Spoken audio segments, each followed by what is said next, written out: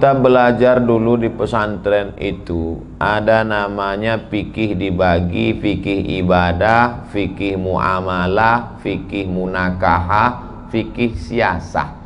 Fikih siasahnya mazhab Syafi'i ditulis oleh Imam Al-Mawardi meninggal 450 Hijrah. Nama kitabnya Al-Ahkam As-Sultaniyah. Jadi kalau ada orang mengatakan tidak ada politik dalam Islam, berarti sama dengan membunuh Imam Al-Mawardi.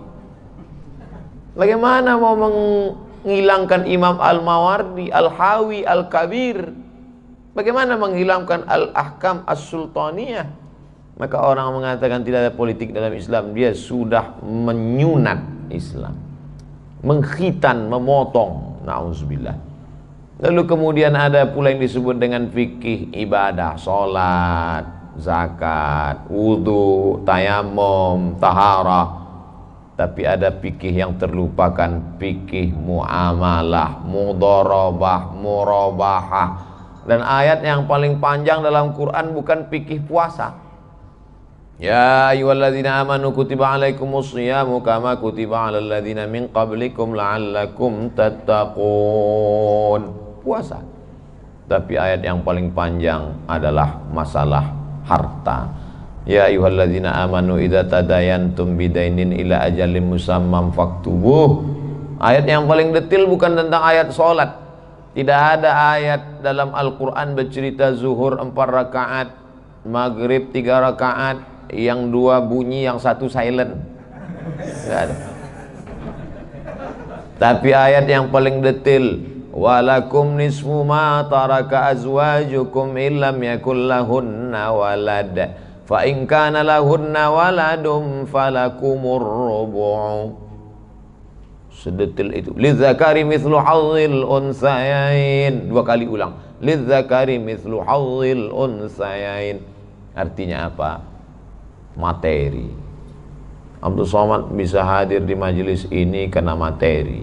Kenapa? Karena naik mobil. Mobilnya pakai apa? Pakai bensin. Ustaz Somad keliru tuh, bukan bensin, Pertamax. Kenapa saya begitu jamaah? Ustaz, Masya Allah, bangga kita punya jamaah yang punya kemapanan ekonomi yang luar biasa. Ceramah Abdul Somad malam ini direkam. Kenapa direkam? Karena jamaahnya kaya-kaya, punya HP. Bayangkan kalau semuanya pakai HP jadul, nggak ada kamera. Oleh sebab itu maka ekonomi ini luar biasa. Berapa banyak saudara kita umat Islam menjual akidahnya, menjual keyakinan yang selalu diucapkan kalimatu haqqin 'alaiha nahya wa 'alaiha namutu wa biha nub'atsu insyaallah ta'ala minal aminina bi rahmatillahi wa karamihi, ternyata tergadaikan hanya masalah ekonomi.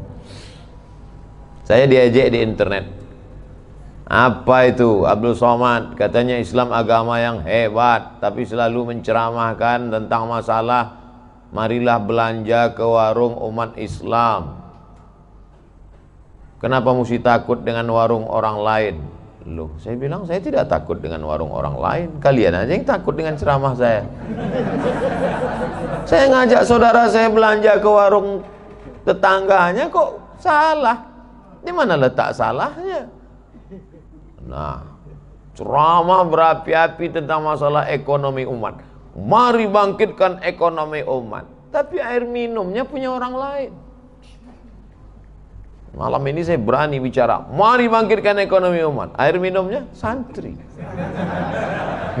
Barulah sejalan antara isi ceramah dengan aplikasi Islam yang aplikatif, Islam yang langsung ada, nampak di depan mata. Oleh sebab itu maka tidak salah orang cerita masalah. Malam ini pembahasan kita tentang masalah darah haid, maaf beribu maaf, darah haid, darah nifas, darah wiladah, darah jerawat, darah bisul. Nggak salah, karena kalau nggak selesai masalah ini sholatnya nggak sah. Tapi berlarut-larut ikhtilaf dalam masalah ini sampai lupa menggarap aspek ekonomi. Justru orang Islam dibiarkan, biar aja mereka kelahi masalah darah haid sama darah nifas. Yang penting air mereka kita garap, padi mereka kita ambil, akhirnya kita tidak punya apa-apa. Kita bangga menyanyikan Indonesia tanah airku. Sekarang tanah kita digarap orang, air kita pun diambil orang. Nauzubillah. Makanya orang kadang marah dengar ceramah saya, karena kalau sudah saya cerita itu, yang garap tanah kita tentu dia marah, yang garap air kita tentu dia marah, karena ini lumbung uang dia di situ. Dia maunya saya ceramah membangkitkan ikhtilaf masalah darah bisul dengan darah jerawat tadi, supaya kalau saya sibuk cerita darah, cerita tanah dengan cerita air tidak terganggu. Mana saya mau, saya ceramah terus. Kalau saya dihadang ceramah, orang nggak boleh dengar, nggak apa-apa, saya berdua aja dengan kamera, upload di YouTube. Kalau nanti Ustaz nggak boleh juga di YouTube, begitu ditulis Abdul Somad langsung terdelete, saya ganti nama lain.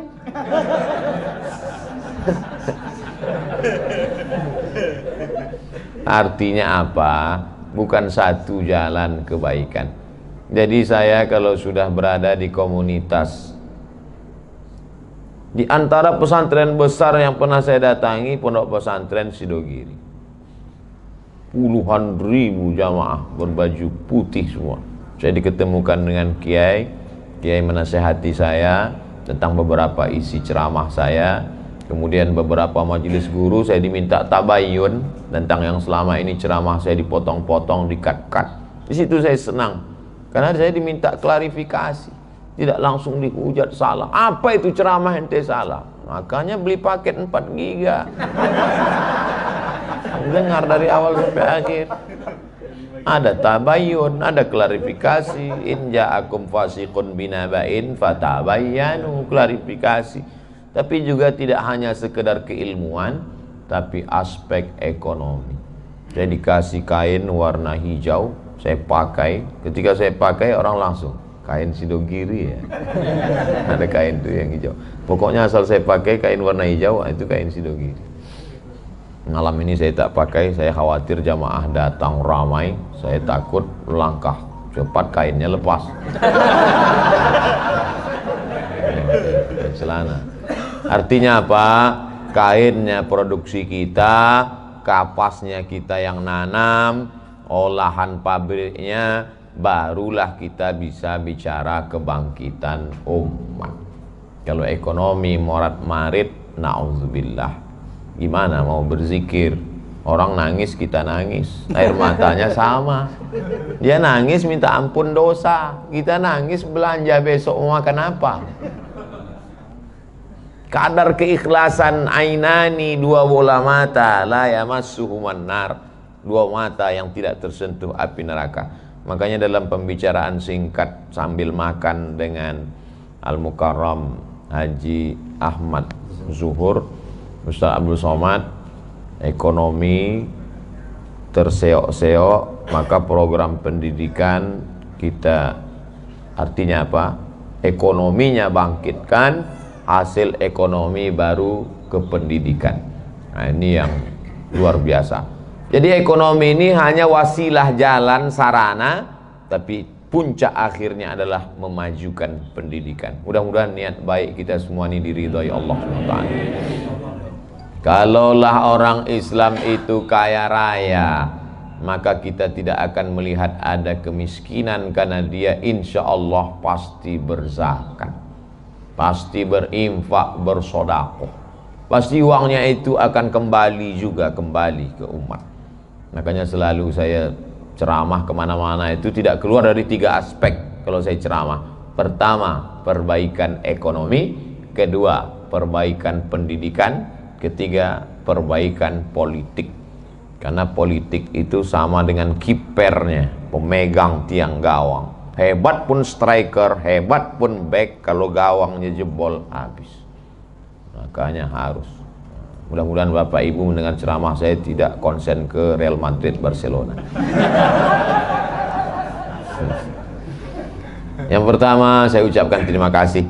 Yang kedua, perlunya kita membangkitkan ekonomi, dan saudara-saudara kita yang berkecimpung di ekonomi ini kita support, kita bagi motivasi, kita doakan mereka panjang umur, sehat badan, hatinya condong untuk menolong agama Allah, menolong saudara-saudara kita dalam la ilaha illallah Muhammadur Rasulullah. Yang ketiga, ini yang tak kalah penting, hasil dari ekonomi tadi bukan seperti orang yang tidak bertuhan.